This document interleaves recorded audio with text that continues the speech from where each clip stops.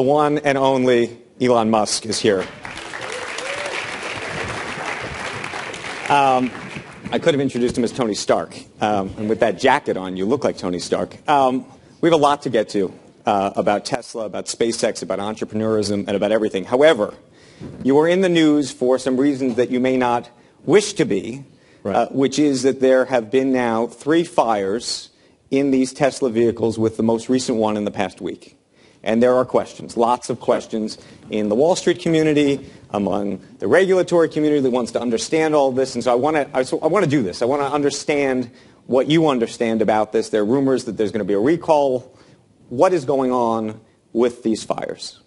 Sure. Well, there's definitely not going to be a recall. There's no reason for a recall, I believe. In fact, I think the perception is, if you read the headlines, it sounds like Teslas have a greater propensity to catch fire than other cars, and in reality, nothing can be further from the truth.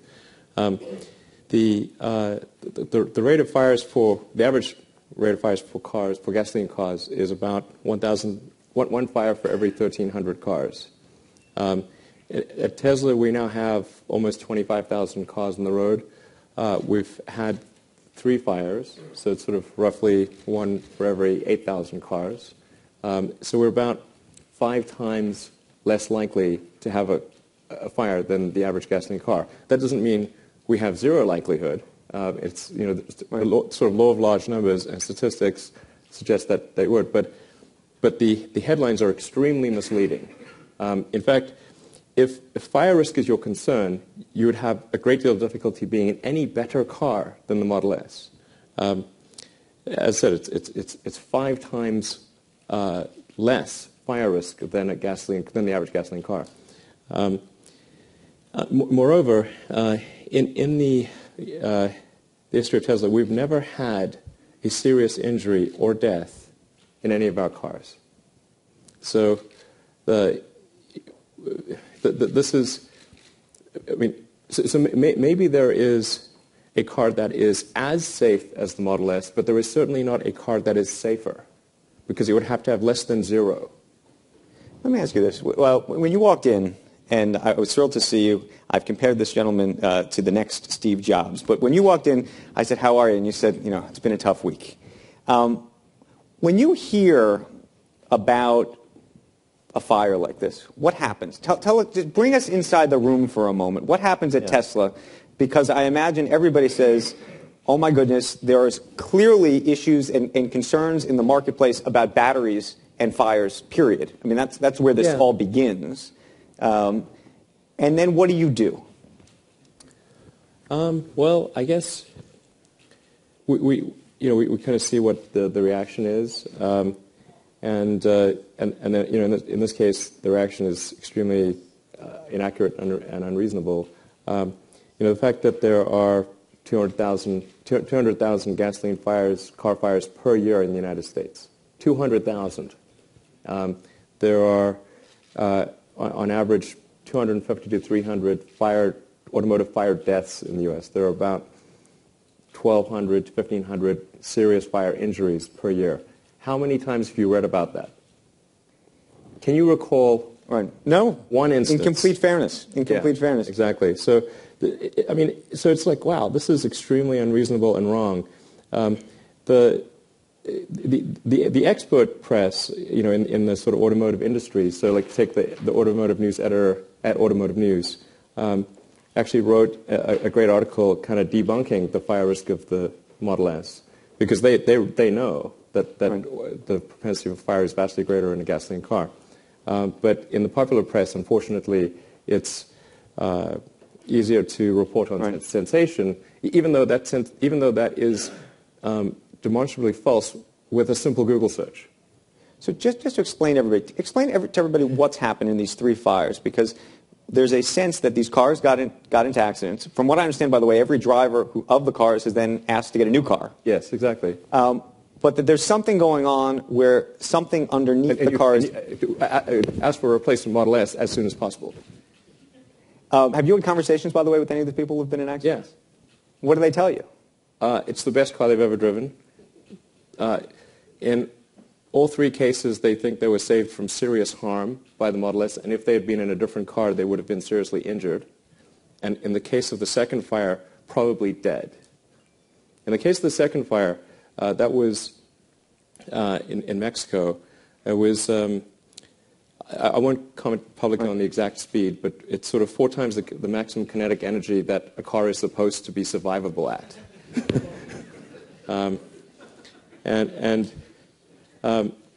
The accident was in multiple parts. The first impact was a concrete roundabout where 15 feet of concrete wall was sheared off, of 18-inch thick concrete wall. It was a curb wall, so like a foot high type of thing. Then the car bounced into a 7-foot tall concrete wall, smashed through that. By this time, the wheels had been torn off. So it was just skating along on its belly, basically, on the battery pack. And then it finally came to a rest against a tree. The driver and passengers got out and walked away. Afterwards, there was a small fire in the front. Okay. Final fire! So, I mean, it's sort of like, okay, let's say that which this is probably the wrong analogy, but let's say the Titanic, okay? Instead of the Titanic sinking, if it had smashed through the first iceberg, smashed through the second iceberg, came to a rest on the third iceberg, all the passengers disembarked safely and bought another ticket on the Titanic. And then the newspaper report was, kitchen fire on the Titanic. Okay. It's not the point. Final question on this topic, and we're going to move on, which is this. Has any regulator contacted you about this? And what is the threshold for deciding that you need to look at these types of issues more meaningfully in terms of either thinking about either recalls or changes in the production of these vehicles? And I know that you consider this vehicle to be safe. Yeah. I mean, so I'm somewhat of a perfectionist, and safety is like as our number one priority. It was always the number one priority in designing a car because I drive it, my kids are in it, my friends are in it. It is the absolute number one priority. And in fact, when our car was tested by... Consumer Report, safest car on the road. Yeah. By a long shot. Yeah. It has, the Model S, when it was tested by the federal government as well, it got the lowest probability of injury of any car ever tested in history. In other words, you could not drive a safer car. Right. If there was something that we thought would negatively affect the safety, we would immediately do a recall. And in fact, there was something earlier this year which was basically a bracket. There were no injuries. There were no near injuries. But we discovered a slight issue maybe with one of the rear seatbelt brackets. We recalled all the cars and replaced the bracket. Got it. Let me ask you a different question. I think of you as an entrepreneur, someone who likes to operate your business and think about the future and what the future should be like. What is it like, though, at the same time, running a company that has become not only a sort of pop culture sensation, but this market sensation, where you have a stock that has run up, for those of you, who've been counting, at one point it was up 474% this year. Right. It's come down a little bit, but you're still up 307% this year. Sure. In terms of how much you think about that issue, how much your employees think about that issue, what it does to the culture, I mean, this is sort of a bit of a wild ride that you're on. Yes. I keep thinking that it'll get less of a wild ride, but that seems to keep going. I actually think that the high stock price was somewhat distracting. In fact, I went on record as saying that I thought the price was higher than we had any right to deserve. Now, I mean, that said, I do think long-term that the price will be, or the value of the company will be well in excess of that. But to give us that valuation now is to have a lot of faith in our future execution, which we'll do our best. We'll do our best to meet that faith. But I mean, I don't believe in sort of talking up a stock or, I mean, I certainly wasn't trying to talk it down, but I was trying to be accurate. I mean, I think the stock's a pretty good deal at where it is right now, but it was probably a bit high before. Right. That's my honest opinion. How do you feel about running a company that is clearly in the public eye? We were talking in the back. There's a piece in a newspaper today. George Clooney is commenting. We have quoted George Clooney twice today because we were talking about Dan Loeb earlier today, and I quoted something to him. But George Clooney was commenting that he got stuck on the side of the road too many times with his car, and he's gotten rid of it. How do you run a company? I mean, that's not quite accurate. So, what I said or Clooney? What you said. And I think so. The Clooney comment was like it was a needless comment, needlessly reported, because he made an offhand comment in an Esquire article by Tom Janot, who for some reason doesn't love Tesla, that Clooney said that his 2008 Roadster broke down, and so he sold it at a charity auction. That was in 2008, so it's kind of like that was 5 years ago. That this happened. It's not a Model S. It's not even recent. It's not really news. I'm not sure why it was even reported. I mean, it was like saying, my iPhone 1 in 2001 had a bug. Right. Okay. Let's talk a little bit about. You talked about the valuation of the company. You've started to sell more vehicles in Europe now. Yeah. Less vehicles in the U.S. Or because of this, it will be less vehicles in the U.S. There have been some analysts and folks who have speculated that maybe the demand in the United States right now has already reached some kind of peak level. Do you buy that?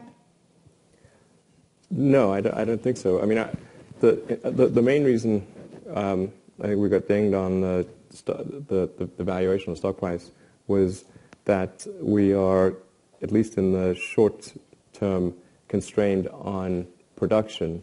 So it's not, we're not demand constrained, we're production constrained. Right. And it's going to take a bit of time to work out the production constraints. Right. I mean, our volume is increasing, it's just not increasing as fast as if we didn't have that production constraint. So, yeah. Okay. Take us to the future. What are the roads going to look like 10 years from now? I mean, right now, you're building charging stations all across the East Coast and across the country. If you go on their site, you can see this map and see how it's all going to roll out. What percentage of cars will be fully battery operated? What percentage will be hybrids in terms of new vehicles that other auto manufacturers are producing? And I ask it in part because I remember talking to some executives at Toyota recently, and they said, look, we can't make a bet on one thing or the other. We can't, because it could be natural gas that could be the big winner in this. It could be batteries. It could be a combination. It could be some other thing that we haven't thought of yet. Well, it's difficult to predict the intermediate, but I feel confident in predicting the long term that all transport will be 100% electric, with the ironic exception of rockets. And unfortunately, there's no way around Newton's third law. So aircraft will be the last because of you need a very high energy density in the battery pack to have long distance aircraft or air travel. But everything's going to go fully electric. It's kind of weird that we're not. I mean, I think people will look back on this era like we look back on the sort of steam engine. It's quaint, and we should have a few of those around in a museum. But it's not how people would drive. How far are batteries, though, generally from being widely adopted, safe? I mean, you guys may be doing it better than anybody else. I remember when the 787 came out originally, you had some comments about how they had produced them.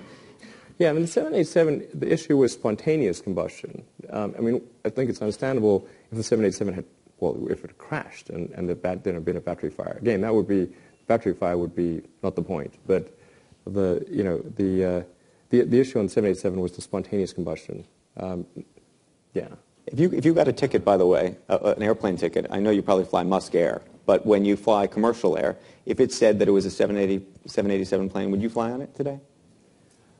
I guess so. I mean, it wouldn't be my first choice as an aircraft, but it's because of the safety, or because you'd prefer to fly privately.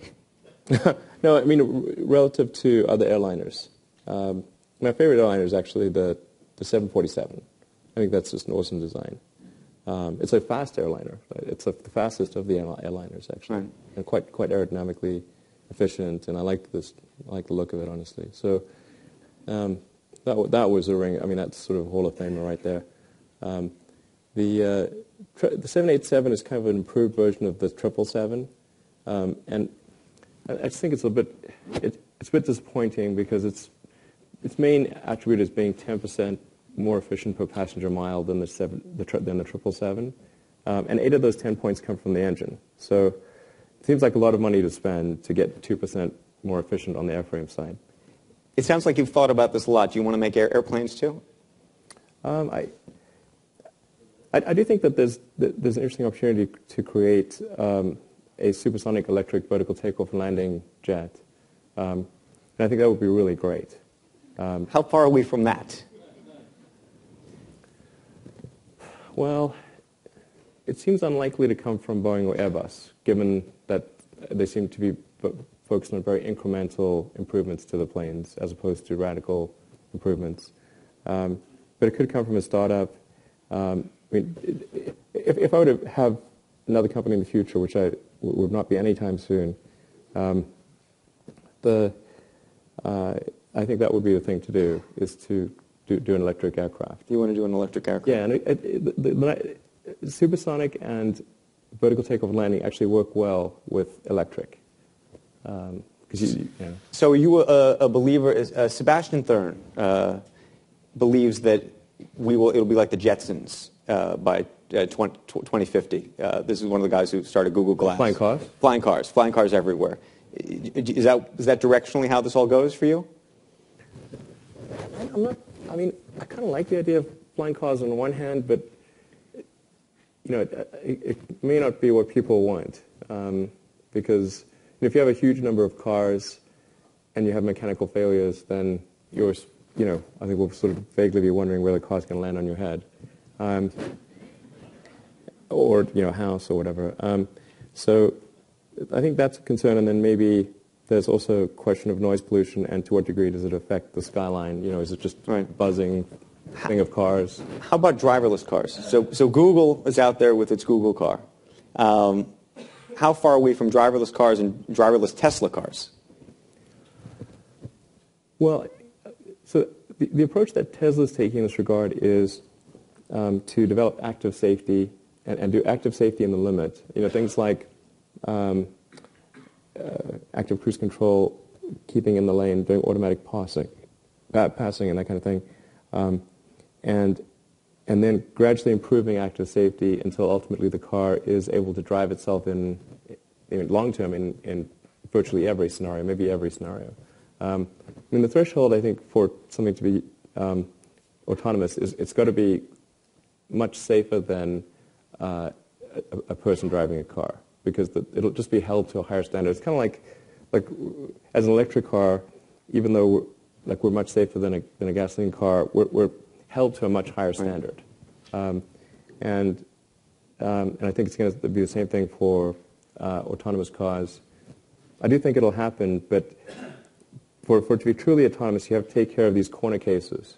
And so getting to 90% is one thing, but then it's going to be another factor of 10 harder to get to 99%, another factor of 10 to get to 99.9, then it just becomes exponentially more difficult to get rid of the corner cases. So how far out is that? To get to the 99.99, like 6 nines or something like that? Something that you let your kids in the back seat. I think that'll be a while. I would say it's probably at least more than 10 years, maybe 20 years. Right.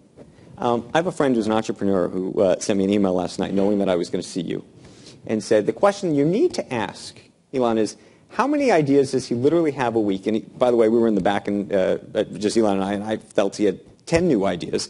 How do you sort through them? How do you decide which ones are good and bad? And for example, you came out with this Hyperloop idea, which you went public with, something you're not going to do on your own. But how do you even decide to do that? I mean, what's going on inside your brain, if you could try to unpack it for us? Well, usually it's there's something that makes me not like the future, or it's not like some element of the future, and then wonder whether there's some way to fix that. So, in the case of the Hyperloop, it was like, we're building this train in California, and it's it seemed very expensive and not that fast, and it seemed to be not as good as what they've done in China or Japan. And so I was like, wow, that's kind of depressing. In fact, the electric supersonic plane, I've got a design for that in mind. And that came from when the Concorde was canceled. Of course you do. So when the Concorde was canceled, right. I was like, whoa, that's sad. Now there's no supersonic transport. And, is the future getting worse? And it bothers me when it seems like the future is getting worse. So that's where the supersonic electric plane thing came from. And then the Hyperloop was, well, what's the best way to do mass transit between two cities, like LA and San Francisco? Short of teleportation, what would you do? That would be really great. I don't know how to do that. So the next best thing within the known laws of physics that I could think of was the Hyperloop. I think I'm pretty sure it would work. And other people have they've done sort of simulations and they've said it will work. So. Two more questions because we're going to run out of time. You are a serial entrepreneur and a successful serial entrepreneur. Most entrepreneurs have one great idea in them. Do you believe that? Do you believe there's another view? Well, I'm not sure about that. There's another view that, and I've heard it from Peter Thiel and others, that a great entrepreneur has that one great idea, and that success takes them away, and then the motive to keep coming up with the next idea doesn't happen. What's your take? I think it's more that I think people can come up with more than one great idea. So I think it's more like, creating a company is a very difficult thing. A friend of mine's saying that creating a company it's like eating glass and staring into the abyss. It's just you have to do lots of things you don't like, and there are lots of seemingly intractable problems that come along, and so you have to put in incredible amounts of effort and a huge amount of stress, and it's much more painful than it would maybe let people realize, and most companies die, and on a certain level in your brain, your brain. We didn't evolve like with companies, right? So we evolved to respond to real death. And even though a company's death is not real, it's not like somebody's physically dying, your brain doesn't quite understand that, at the limbic system level. So it's really sort of painfully stressful. And I don't people probably don't want to go through that more than once. Yeah. Okay, final question for you. I have compared you, as others have, to Steve Jobs. Who do you think the next Steve Jobs is out there? Who do you admire and go, you know what, there's something going on over there? Well, I'm a big fan of Larry Page. He's a good friend of mine. He does great things. Obviously, Jeff Bezos is doing some impressive stuff with Amazon.